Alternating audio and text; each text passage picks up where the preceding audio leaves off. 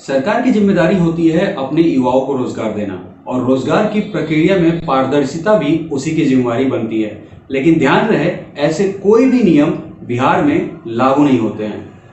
जिधर नजर डालो उधर झोल जाल, जो लंबी लंबी गाड़ियों में घूमे उनका बोल वाला भाषण बड़े बड़े देने वाले करते गोलमाल, करप्शन ने पूरा ये सिस्टम ही खोल डाला।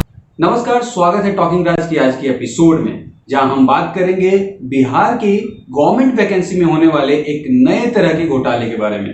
Bihar government, a name which is equivalent to corruption. हाल ही में मैंने आपको बताया था कि कैसे बिहार के बीपीएससी के थ्रू 02/2017 के एई इंजीनियर्स के जीवन में अंधेरा लाया गया है, लेकिन सरकार को उस अंधेरे से मजा नहीं आ रहा था। इसीलिए इनके मिनिस्टर साहब ने पैसे खाकर इन इंजीनियर्स के जीवन में अंधेरे को और गाढ़ा करने की पूरी तैयारी कर ली है। हाल ही में बिहार गवर्नमेंट ने असिस्टेंट प्रोफेसर और लेक्चरर्स की वैकेंसी निकालनी शुरू की, जो कि 11/2020 से शुरू होती है और आगे बढ़ती है। अभी तक 38/2020 तक की वैकेंसी निकाली जा चुकी है। ये सारी वैकेंसीज अलग अलग विभाग के लिए निकाली जा रही है, जैसे केमिस्ट्री, फिजिक्स और डिफरेंट विभाग। इसमें इंजीनियरिंग भी एक विभाग शामिल है, जिसके लिए इलेक्ट्रिकल, मैकेनिकल अलग अलग वैकेंसीज निकाली जाएंगी। और ये अच्छी बात है, सरकार की तरफ से वैकेंसीज आनी भी चाहिए, एटलीस्ट चुनाव के समय ही सही। बट गवर्नमेंट की वैकेंसीज में अभी तक जो नियम था कि डीएसटी के अंतर्गत जो टीचर संविदा पे काम कर रहे हैं उनको 25 नंबर पर साल 5 नंबर के हिसाब से मिलेगा, एज ए उनकी सर्विस जो भी है उसके बेसिस पे। भाई, आपका एक्सपीरियंस है, आपको नंबर मिलेगा। ये एक पॉलिसीज गवर्नमेंट की थी अब तक, लेकिन उसमें एक बदलाव करके हाल ही के दिनों में बीपीएससी ने एक नोटिफिकेशन निकाली 36/2020, जो कि असिस्टेंट प्रोफेसर इलेक्ट्रिकल के लिए निकाली गई थी। लेकिन उसमें अब बीपीएससी ने बदलाव करके हालिया नोटिस जो कि 36/2020 है, उसमें निकाला है कि जो भी फैकल्टी एज ए टेक्यूब के थ्रू बहाल हुए हैं उनको भी 5-5 नंबर पर साल का एक्सपीरियंस के बेसिस पे मिलेगा और मैक्सिमम 25 नंबर। अब देखने वाली बात यह है कि बिहार सरकार ने 6 महीने के लिए उनका एक्सटेंशन भी दे दिया था। इस हिसाब से 3 साल प्लस 6 महीने कितने हो गए? 4 साल। 4 साल के हिसाब से उनको 20 नंबर फ्री में दिया जाना है। अब जरा आप सोचिए, आपके पैर में जंजीर बंधा हुआ है और दूसरे को जेट पे बैठा दिया गया है और कहा गया कि बेटा रेस करो, जो जीतेगा उसको नौकरी मिलेगी। ये कहां से न्याय है? अब इस पूरे मामले को समझने के लिए आपको टेक्यूब के बारे में सबसे पहले समझ लेना चाहिए। टेक्यूब जो है वो सेंट्रल गवर्नमेंट का एक प्रोजेक्ट है, जिसके तहत वैसे कॉलेज जहां पे टीचर्स की कमी थी उनको एक मिनिमम लेवल पे ले जाना था, ताकि वर्ल्ड बैंक की तरफ से जो मनी एड है वो कॉलेजेस को मिल सके। अब इसके तहत जो एनआईटीज आईआईटीज के लड़के थे और जो 2017 में ही पास आउट हुए थे, मैक्सिमम उनको डायरेक्ट रिक्रूट किया गया एनआईटीज आईआईटीज में ही इंटरव्यू लेकर। उसमें कोई भी रिजर्वेशन क्राइटेरिया, कोई भी रोस्टर फॉलो नहीं किया गया, यानी जो नियम वाली होती है बहाली की, उसे फॉलो नहीं किया गया, क्योंकि ये जो एक था एक प्रोजेक्ट के तौर पे आया था और ना ही ये एआईसीटी के रूल के अकॉर्डिंग था और ना ही हमारे जो डीएसटी बिहार हैं या फिर जो डीएसटी है उसके अंतर्गत ये आता था। तो फिर ये कैसे आप उसको प्रोवाइड कर सकते हो कि भैया आपको भी हम 25 नंबर देंगे? इस प्रोजेक्ट को एनपीआईयू हैंडल कर रहा था। इसके तहत वर्ल्ड बैंक से एड आने थे, money add.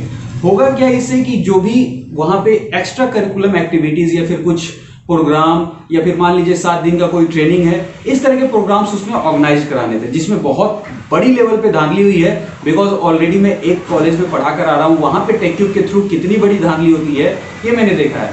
That's a part. इसके तहत ये लोग काम कर रहे थे और वहां पे एज ए फैकल्टी 70,000 रुपए भी उठा रहे थे, मतलब इनको पेमेंट दिया जा रहा था उस काम के लिए। और यहां तक कि एनपीआई की नोटिफिकेशन में ये क्लियरली मेंशन था, ये किसी तरह का गवर्नमेंट जॉब नहीं है, आप कोई भी क्लेम इसके बेसिस पे नहीं कर सकते हैं, बिकॉज आपको ऑलरेडी इसके लिए पे किया जा रहा है और एक प्रोजेक्ट है, प्रोजेक्ट के तौर पे इसे लॉन्च किया गया है ताकि मनी एड मिलती रहे। अब जब सब कुछ क्लियर है और सारे टर्म्स एंड कंडीशंस में लिखे हैं, ये कोई गवर्नमेंट जॉब नहीं है, इसको गवर्नमेंट सर्विस ना समझें और इसके तहत आप गवर्नमेंट बेनिफिट को क्लेम भी नहीं कर सकते हैं, तो फिर अचानक क्या हुआ कि डीएसटी और बीपीएससी ने मिलकर तुरंत से फ्री में 25 नंबर देने का सोच लिया 100 में से। सोचिए, अगर 100 नंबर का एक एग्जाम हो, उसमें से 25 नंबर आपको फ्री में मिल जाए, तो आप किस लेवल पे होंगे बजाय उन स्टूडेंट के जो कि स्क्रैप से शुरू करेंगे। और डीएसटी भाई साहब ने तो यहां तक कहा हुआ है कि जिस प्रक्रिया में या फिर जिस वैकेंसी में नियमावली की तहत रिजर्वेशन क्राइटेरिया को फॉलो नहीं किया गया है वो वैकेंसी अवैध है। फिर अचानक से बाबू साहब ने पलटी क्यों मार दी? क्या उनके दिमाग में हो गया कि तुरंत से पलटी मार के कहा कि भैया टेक्यूब वालों को 25 नंबर फोकट में दे दो? तो बात कुछ ऐसी है, 11 जुलाई से पहले डीएसटी मिनिस्टर जय कुमार सिंह से कुछ टेक्यूब के लड़के मिलते हैं, उनकी 2 करोड़ की डील होती है, जो कि बात हर तरफ फैली है, सभी लोग इस बारे में बात कर रहे हैं। बिहार में 7 कॉलेजेस हैं जिसमें सारे अगर स्टूडेंट्स को मिलाया जाए टेक्यूब के थ्रू तो अप्रॉक्स 200 के अराउंड बात की जा रही है। अभी ये बाहर के टेक्यूब के कैंडिडेट्स को नहीं जोड़ा जा रहा है, ध्यान रखिएगा। अब टेक्यूब के थ्रू अप्रॉक्स 27 से 30 लाख रुपए इन्होंने कमाए हैं। अब इसमें से इन्होंने डिसाइड किया कि 1-1 लाख अगर हम रुपए देते हैं तो आराम से 2 करोड़ रुपए हो गए, तो 2 करोड़ की ये डील हो गई। अब यहां से मिनिस्टर जय कुमार सिंह क्या करते हैं, 11 जुलाई को एक पत्र लिखते हैं बीपीएससी सचिव को कि भैया हम हैं डीएसटी के सचिव, आपको हमने लिखा है पत्र कि ये जो टेक्यूब वाले लड़के हैं इनको भी वीरता दी जाए, इनको भी पॉकेट में 25 नंबर दिया जाए, इनको भी 5-5 नंबर हर साल के एक्सपीरियंस पे दे दिया जाए। जब वो वैध ही नहीं है तो आपने ऐसा क्यों कर दिया? जाहिर सी बात है, आपने पैसे लिए हैं। अचानक से आपने रोस्टर चेंज कैसे कर दिया? अचानक से अपने नियम वाली में आपने कैसे बदल दिया? वो तो डीएसटी के अधीन भी नहीं है। तो क्लियर सेंस जनरेट करता है कि ये सारी चीजें हो रही हैं। इवन इसको मैं इसीलिए जस्टिफाई कर रहा हूं, ऐसा है क्योंकि मैं खुद एक एनआईटी प्रोडक्ट हूं और मुझे पता है कि जब एमटेक ड्यूरेशन में हमारे कुछ फ्रेंड्स उसमें भर्ती हुए हैं तो ये प्रलोभन दिया जा रहा है और ऐसा कुछ रोस्टर फॉलो भी किया जा रहा है। अब आप खुद सोच के देखिए, टेक्यूब वाले बच्चे 1-1 लाख रुपए क्यों नहीं दे देंगे? भाई जो 27 लाख रुपए कमाए, 7 लाख आप मान लीजिए खर्च कर लिए, 20 लाख आपके पास बचे हैं और आपको परमानेंट नौकरी मिल रही है, आप 1 लाख रुपए क्यों नहीं दे देंगे? और मिनिस्टर्स का क्या है, बच्चे मरे उनको क्या जाता है, पैसे जेब में, नौकरी उनको दे दो, किसी को मिले उनसे क्या फर्क पड़ता उनको। और इसीलिए डीएसटी सचिव ने बीपीएससी सचिव को लिखा कि भैया टेक्यूब वालों को 25 नंबर दे दो, बहुत पैसा आ रहा है, जेब बहुत भरा हुआ है और भरेगा, अपना जेब भरो भैया, नोट में डालो। और यही कारण है कि 36/2020 में नोट में बीपीएससी ने डाल दिया कि भैया जो संविदा पे डीएसटी के तहत थे उनको तो मिलेगा ही और टेक्यूब पे जो हैं उनको भी मिलेगा। यानी कि 147-200 सीटें आती हैं तो ऑलरेडी टेक्यूब वाले अवेलेबल हैं, वो खुद ब खुद उसमें भर्ती हो जाएंगे। 25 नंबर हम फोकट में दे ही रहे।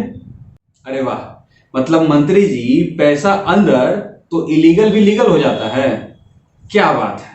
और ये धांधली बिहार में आज से नहीं चल रही है, हर बार कुछ ना कुछ ऐसा होता है, कोई वैकेंसी आती है वो फंस जाती है और बेचारे इंजीनियर्स अपने लेवल पे पैसा इकट्ठा करके, चंदा इकट्ठा करके वकील हायर करते हैं, केस फाइल करते हैं और लड़ने जाते हैं। मतलब आप सरकार को वोट दीजिए, उनकी सरकार बनाइए, फिर पढ़ाई कीजिए, डिग्री लीजिए और फिर अपने ही हक के लिए चंदा इकट्ठा कीजिए और जाइए केस लड़िए। सरकार जेब गरम करके मस्त है, वाह शाबाश, यही तो चाहिए था हमें। और नीतीश बाबू को इससे कोई लेना देना नहीं है, वो तो खुद एक इंजीनियर है, शर्म आनी चाहिए उनको। ये तो वैसे सीएम है जो कि 02/2017 सिविल इंजीनियर्स के बच्चे अपने रिजल्ट के लिए शांतिपूर्वक प्रोटेस्ट कर रहे थे बीपीएससी के बाहर, उन पे लाठी चलवा देते हैं। तो इनसे क्या ही अपेक्षा की जा सकती है कि ये इंजीनियर्स के लिए कुछ करेंगे। शर्म आनी चाहिए इनको कि ये खुद एक इंजीनियर बनकर सीएम बने, एक पढ़े लिखे, और इनको खुद ही नहीं पता कि क्या चल रहा है विभाग में, कैसे धांधली हो रही है। या फिर यूं कहें कि इनको सब कुछ पता है और ये चंदा के तौर पे इकट्ठा किया जा रहा है ताकि आने वाले चुनाव में यूज किया जा सके। खैर, बच्चों ने कैसे भी करके पैसा इकट्ठा करके वकील को हायर किया और पैसे इकट्ठे भी कर रहे हैं। तो अगर आप बिहार से हैं और एक इंजीनियर हैं, एमटेक किया हुआ है आपने या फिर बीटेक किया हुआ है और इस नाजायज या फिर अन्याय के खिलाफ लड़ना चाहते हैं, तो आप ग्रुप से जुड़ करके इस वीडियो को भी शेयर कर सकते हैं और पैसा भी जमा कर सकते हैं ताकि लड़ने में आसानी हो। क्योंकि जो खबर आ रही है या फिर जो बातें चल रही हैं उसके अनुसार टेक्यूब के बच्चों ने यहां तक कहा है कि अगर हमें 5 लाख रुपए भी देने पड़े तो हम लोग वो भी देंगे। तो सपोज कीजिए अगर 200 बच्चे ही 5 लाख रुपए देते हैं तो कितने रुपए होते हैं? उतने में तो सरकार यहाँ आराम से अपनी सब कुछ भी दे देगी, डायरेक्ट जॉब दे देगी उनको।